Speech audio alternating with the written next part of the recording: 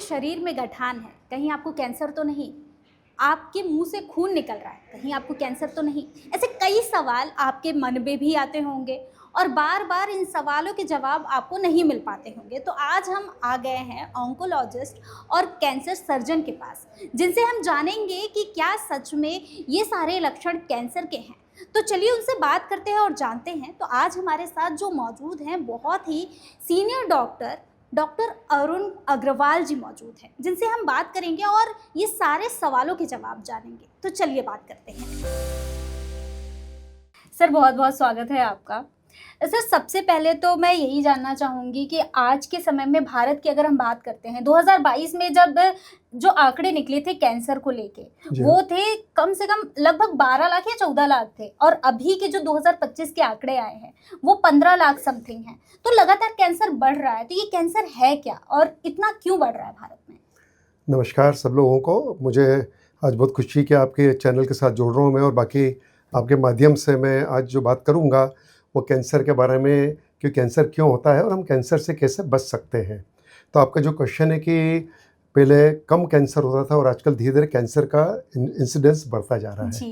तो cancer basically क्या है? इट्स अ लाइफस्टाइल डिजीज़, और लाइफस्टाइल हमारी जो है वो धीरे धीरे बहुत ख़राब हो रही है। We are going away from nature. और दूसरा, हमारी लॉन्जेविटी भी बढ़ रही है। पहले क्या होता था कि एक्यूट डिजीज़ से अर्ली डेथ्स हो जाती थी। तो कोई स्मोकर है, बट वो स्मोकर को उतना चांस ही नहीं मिल रहा है कि उसको लंग कैंसर हो रहा है, उसके पहले ही उसकी डेथ किसी एक्यूट इन्फेक्शन से हो जाती थी। बट बिकॉज हम लोग अभी एक्यूट इन्फेक्शंस और एक्यूट डिजीज़ को कंट्रोल कर पा रहे हैं, तो क्रॉनिक बीमारियां हमको ज़्यादा बढ़ती जा रही है, जिसमें कैंसर भी एक मुख्य कारण है।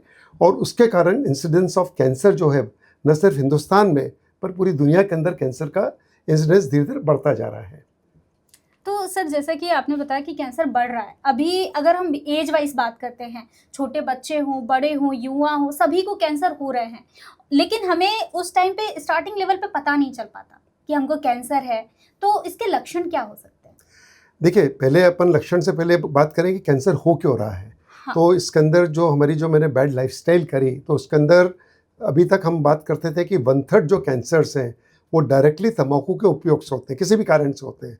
स्मोकिंग, च्यूइंग टबैको, शीशा, दांत के अंदर मंजन करना, या नसवार के अंदर नाक से तंबाकू का उपयोग करना, किसी भी कारण से जो होता था उसके कारण होते थे करीब 1/3 कैंसर्स।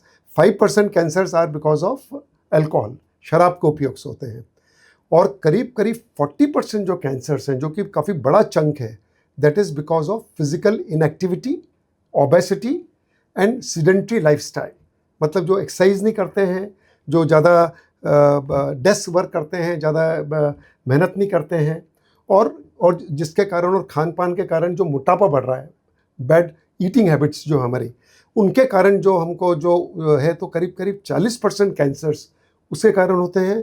फिर बाकी जो बचे हुए कैंसर्स हैं वो हार्मोनल इम्बैलेंसेस से होते हैं, इन्वायरमेंटल रीजन से होते हैं बिकॉज ऑफ अल्ट्रावायलेट रेज, कुछ बायोलॉजिकल रीजन से होते हैं, कुछ वायरसेस हैं, कुछ बैक्टीरियाज हैं, उसके कारण भी कैंसर्स हम लोगों को ज़्यादा देखने में आ रहे हैं। और कुछ हमारे ड्रग इंड्यूस्ड भी होते हैं। 1% cancer is because of use of drug, जैसे हार्मोन रिप्लेसमेंट थेरेपी करी इन विमेन, तो उनको फिर एंडोमेट्रियल कैंसर या ब्रेस्ट कैंसर चांसेस बढ़ जाते हैं। तो ऐसे बहुत सारे इसके cancer is a heterogeneous disease, और करीब करीब 200 प्रकार के कैंसर्स के बारे में साइंस को ज्ञात है। और ये जो कैंसर्स हैं, और करीब करीब 70% कैंसर मैं कह सकता हूँ, जो हम अपनी लाइफस्टाइल से, इम्प्रूवमेंट से, खान पान के इम्प्रूवमेंट से, और जो पॉल्यूशन है या हम ईटिंग हैबिट्स है, यदि उनके अंदर हम सुधार लें और हम तंबाकू से दूर बचें या शराब से दूर बचें, तो हम बच सकते हैं उससे। सर, जैसे कि लाइफस्टाइल की आपने बात की है, तो लाइफस्टाइल में हमारा मोबाइल भी यूज़ हो रहा है, बहुत ज़्यादा मोबाइल हम यूज़ कर रहे हैं, लेट नाइट सो रहे हैं, बहुत सारी ऐसी चीज़ें हैं जो हमारे हैबिट में हैं, जिसकी वजह से हमारी बॉडी में बहुत सारी प्रॉब्लम्स होने लगती हैं। कैंसर के भी मतलब ऐसे देखने को मिला है, बहुत सारे ऐसे पेशेंट होते हैं जो बताते हैं कि हम तंबाकू नहीं खा रहे हैं, हम शराब नहीं पी रहे हैं, फिर भी हमको कैंसर हो रहा है। तो ये कैसे होता है और कैसे पता करें कि ये किस वजह से हो रहा है? बहुत अच्छा क्वेश्चन है आपका। क्या हो रहा है कि एक तो होता है कि जो खान पान से जो मोटे लोग हो गए, यू नो, तो मोटापे से करीब करीब 14 प्रकार के जो कॉमन कैंसर्स हैं, वो directly they are linked to obesity and fatty liver, वो सब चीज़ें उनसे लिंक्ड है उससे, जिसमें ब्रेस्ट कैंसर भी है, आंतों का कैंसर भी है जो काफ़ी कॉमन कैंसर है, या प्रोस्टेट कैंसर है। लेकिन इसके अलावा यदि थिन पर्सन की बात करें तो उसमें भी 50% आर नॉट मेटाबॉलिकली फिट, मतलब है उनको किसी प्रकार का इंसुलिन रेजिस्टेंस है, और insulin resistance is a mother of all diseases including cancer, heart disease, blood pressure, diabetes, cognitive disorders, your psychiatric disorders, autoimmune disorders, बहुत बड़ा अपने आप में वो चीज़ है जो हमारी इंसुलिन रेजिस्टेंस होता है। और इंसुलिन रेजिस्टेंस क्या होता है, क्योंकि हमको ये तो सिखाया जाता है कि क्या खाना चाहिए, पर हमको ये नहीं सिखाया जाता कि कब खाना चाहिए। तो जो कब खाना चाहिए, again again it is very important. और आजकल ये देखने में आ रहा है कि स्पेशली टीनेजर्स में, यंगस्टर्स में देखने में आ रहा है कि वो 16 घंटे तक खाते हैं, सुबह उठते से खाना शुरू करते हैं और लेट रात तक खाते रहते हैं। जो आजकल स्नैकिंग इंडस्ट्री आ गई है, तो स्नैकिंग हर 3-3 घंटे में, 3 घंटे 4 घंटे में, we are majority 95% of we Indians are carbohydrate burners. तो आप क्या कार्बोहाइड्रेट खाते हैं, आपकी शुगर स्पाइक होती है, इंसुलिन स्पाइक होता है, इंसुलिन जब ड्रॉप होता है शुगर ड्रॉप होती है, और आपको ग्रेलिन हार्मोन सिक्रिएट होता है जो कि आपको भूख बढ़ाती है। तो क्या होता है कि हर 3-4 घंटे में जैसे आपने कार्बोहाइड्रेट खाया, हर 4 घंटे में आपकी भूख बढ़ती जाती है। तो उससे क्या होता है कि हमको रेस्ट नहीं मिलता है, और हमारा फैट जो है, वो फैट जो हमारा जो उस दिन के लिए बना था कि जिस दिन अकाल पड़ेगा या भूखमरी आ जाएगी, लेकिन हम पैदा होने से मरने तक ना तो अकाल पड़ रहा है ना भूखमरी आ रही है। तो हमारा क्या हो रहा है कि हम फैट एक्यूमुलेट करते जा रहे हैं, और इसके कारण भी हमारी बहुत सारी जो ओबेसिटी और हाई फैट कंटेंट से जो लिंक्ड डिजीजेज हैं, उसमें कैंसर भी एक मुख्य कारण है। और यंगस्टर्स में देखने में आ रहा है कई लोगों को, क्योंकि मैं तो 43 ईयर्स से प्रैक्टिस कर रहा हूँ कैंसर की, और कई लोग आते हैं कि साहब हम तो घास फूस खाते हैं, हम शराब नहीं पीते हैं, हम तंबाकू उपयोग नहीं करते हैं, तो कैंसर क्यों हो गया। बट उसके अंदर यदि हम उसमें डीप उसमें जाएं तो कई लोगों में हमको कुछ कारण मिल जाते हैं, बट स्टिल 30% कैंसर्स में हमको आज भी एग्जैक्ट कारण नहीं मिलता है। कुछ क्रोमोसोमल एबनॉर्मलिटीज़ हो जाती हैं, कुछ 10% जो कैंसर्स होते हैं वो फैमिलियल होते हैं, जो अनुवांशिक होते हैं, जो फैमिली से मिलते हैं। जैसे ब्रेस्ट कैंसर है, तो यदि माँ को कैंसर है तो बेटी को कैंसर होने के चांसेस बढ़ जाते हैं। मतलब जेनेटिक भी हो सकता है। जेनेटिक भी होता है, जिसके अंदर हम लोग BRCA1 and 2 आजकल जो आजकल जीन हम लोग जो हाई रिस्क जो लड़कियां रहती हैं, या उनकी जो पेशेंट की बहन है या लड़की है, तो उनको भी हम लोग जांच करा के हम पता लगा सकते हैं। जी, जैसे कि आपने खान पान की बात की है, तो क्या फ्रूट्स खाने से या बर्गर पिज़्ज़ा आज के डेट में लोग बहुत ज़्यादा खा रहे हैं, जो युवा हैं, जो यंगस्टर हैं, ज़्यादा से ज़्यादा अगर उनको भूख लगती है तो सबसे पहले पिज़्ज़ा ऑर्डर कर लेते हैं, बर्गर खा लेते हैं, कचौरी खा लेते हैं, तो इससे भी होता है क्या? इसके अंदर जो फास्ट फूड है, फास्ट फूड के अंदर हमारा एक तो इसके अंदर फाइबर नहीं है, इसके अंदर फाइबर का कंटेंट बहुत कम है इसके अंदर। तो एक तो लो फाइबर कंटेंट है, and they are processed, highly processed carbohydrates. तो क्या होता है, इनका ग्लाइसेमिक इंडेक्स बहुत ज़्यादा होता है, क्योंकि जैसे ही आपने इसको लिया, और ये एडिक्टिंग भी होते हैं, तो जितना आपने उनको लिया, sugar is a addicting substance, तो इसमें शुगर भी रहता है, डायरेक्ट शुगर्स भी रहता है और इनडायरेक्ट शुगर्स भी रहते हैं। आपको जानकर आश्चर्य होगा कि शुगर के करीब करीब 254 वैरायटी के शुगर्स हैं जो अलग अलग नामों से आते हैं, और कई बार हिडन शुगर रहते हैं, आपके जो पैक्ड फूड्स होते हैं, बट आपको पता नहीं लगता है उसके अंदर। बट वो चूँकि इंडस्ट्री बहुत स्मार्ट है, और फूड इंडस्ट्री, क्योंकि it is a $multi-trillion industry, तो वो चाहती है कि आप ज़्यादा ये चीज़ों का सेवन करें, जिससे उनका धंधा चलेगा। तो उससे क्या होता है कि यंगस्टर्स और ये लोग बार बार उस चीज़ को खाते हैं। तो फास्ट फूड है, हाईली प्रोसेस्ड कार्बोहाइड्रेट्स हैं, अल्ट्रा प्रोसेस्ड कार्बोहाइड्रेट्स हैं, तो इन चीज़ों से हाई ग्लाइसेमिक इंडेक्स है, और इसके अंदर न्यूट्रिशनल वैल्यू इसकी बहुत कम है। तो उससे आपको क्या नुकसान होता है, और इससे आपका वजन जल्दी बढ़ता है, और जो वजन बढ़ता है तो उससे फिर ये सारी बीमारियाँ बढ़ती है। सर फ्रूट्स की अगर हम बात कर रहे हैं, जूस की बात कर रहे हैं, तो इसके बारे में भी थोड़ा बताइए। देखिए, फ्रूट्स ऐसा था कि हम लोग we are not meant to eat fruits 365 days, but आजकल क्या हो गया कि कोल्ड चेन से 365 दिन हमारे फ्रिज के अंदर फ्रूट्स भरे रहते हैं, और फ्रूट्स भी बहुत सारे फ्रूट्स को जेनेटिकली मॉडिफाई करा गया है कि वो ज़्यादा मीठा हो। जैसे पहले खट्टा सेब आता था, ग्रीन एप्पल आता था, हाँ। आजकल जो सेब आता है, जो रेड एप्पल आता है, it has got so much sugar. करीब एक रेड एप्पल के अंदर कम से कम 8 चम्मच के बराबर शक्कर रहती है, इतनी ज़्यादा शक्कर रहती है उसके अंदर। आपको लगता है कि apple would keep a doctor away, but this red apple में keep a doctor in your house, it can make you sick, you know. तो फ्रूट्स के अंदर हमारा जो एडवाइस ये रहता है कि एक तो मौसमी फ्रूट खाएं, जो मौसम के हिसाब से सीजनल फ्रूट्स जो होते हैं। सेकेंडली, ईट फुल फ्रूट्स, पूरे के पूरे फ्रूट्स खाइए, होल फ्रूट, तो उसमें फाइबर आएगा उसके अंदर। एंड डोंट ड्रिंक जूसेस, क्योंकि जूसेस के अंदर शुगर बहुत ज़्यादा रहती है और आपको पता ही नहीं लगता। आप एक जूस, 2 जूस, 3 जूस, आपने वाटरमेलन लिया, आप पूरा वाटरमेलन खाएंगे तो आप कम मात्रा में खा पाएंगे। वाटरमेलन का जूस लेंगे तो 3-4 ग्लास पी लेंगे और तो भी आपको सेटिस्फेक्शन नहीं, क्योंकि शुगर है उसके अंदर। तो देर इज आजकल ये भी आ गया कि there is a thing called reverse juicing, मतलब take the juice, throw the juice down the drain and eat the pulp, तो वो ज़्यादा फायदा करेगा, पल्प में ज़्यादा फायदा करेगा। तो जूस के अंदर, फ्रूट्स में ये कॉशन है कि बहुत एक्सेसिव नहीं खाएं, फुल फ्रूट्स खाएं, फ्रूट्स के अंदर फायदे हैं। शुगर जो है that is a food for cancer, और कैंसर जो शुगर जो अपन लेते हैं तो 200 टाइम्स एफिनिटी है कैंसर सेल की बनिस्बत नॉर्मल सेल की। तो शुगर से कैंसर बहुत तेज़ी से बढ़ता है। Sugar is like a poison. हम डे टू डे लाइफ के अंदर भी शुगर को जितना हम कम कर देंगे उतना हमको अच्छा रहेगा, क्योंकि sugar is not good for human health, you know.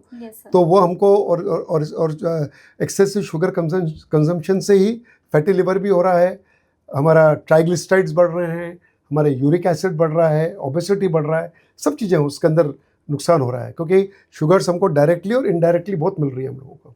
तो डायरेक्ट शुगर्स भी, जो टेबल शुगर है उसका आप कम करेंगे तो भी अच्छा रहेगा।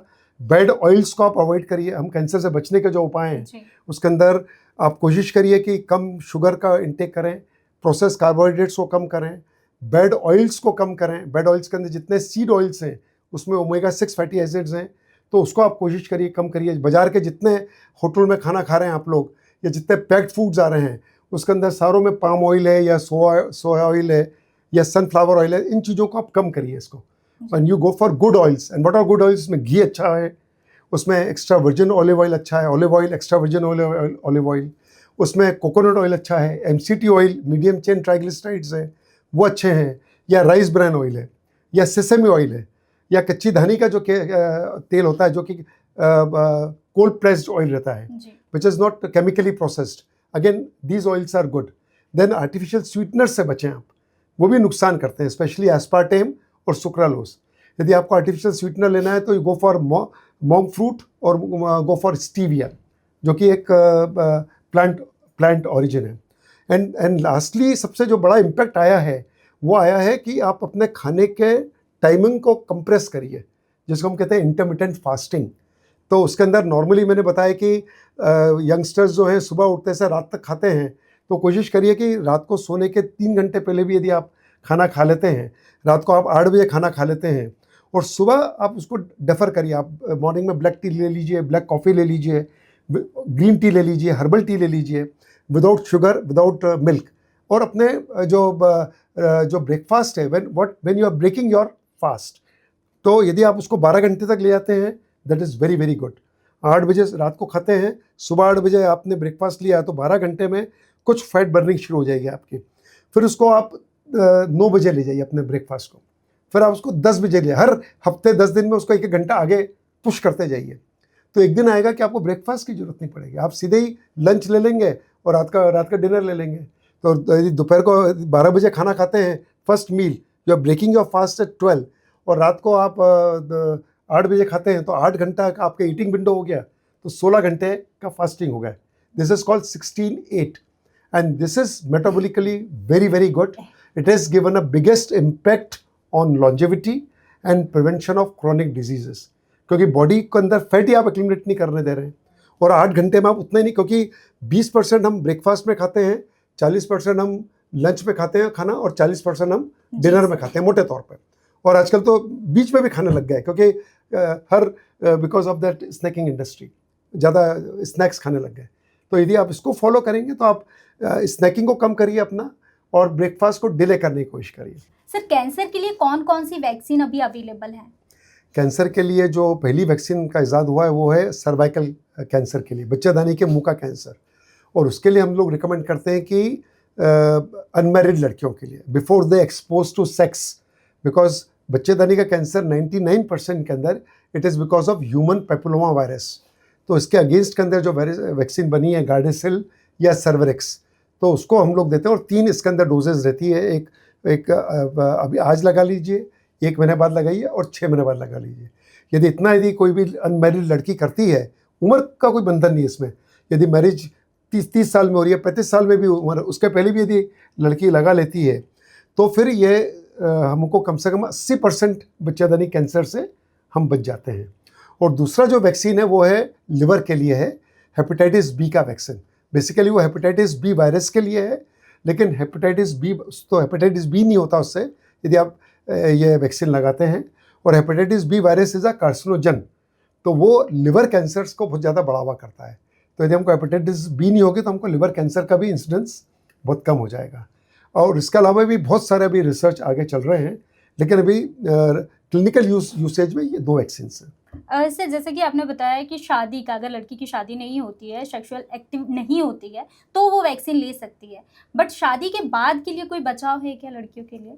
शादी के बाद तो फिर बचाव यही है कि हम बहुत देखिए, बच्चेदानी का जो कैंसर होता था वो पुअर जेनिटल हाइजीन से होता था, मल्टीपल पार्टनर्स से होता है, उसके अंदर मल्टीपल चाइल्ड बर्थ से होता है। तो वैसे भी आजकल चाइल्ड बर्थ कम ही हो गए हैं, इसलिए मुस्लिम्स में ज़्यादा देखने में आता बच्चे, क्योंकि उनमें मल्टीपल चाइल्ड बर्थ ज़्यादा होती हैं। तो ये चीज़ें हैं कि जिसके अंदर हम लोग उससे बच सकते हैं यदि हाइजीन अच्छी रखें। और लो सोशियो इकोनॉमिक ग्रुप में भी ज़्यादा देखने में आता था बच्चेदानी कैंसर। लेकिन मेरा अभी 43 ईयर्स का एक्सपीरियंस में धीरे धीरे बच्चेदानी का कैंसर कम होते जा रहा है।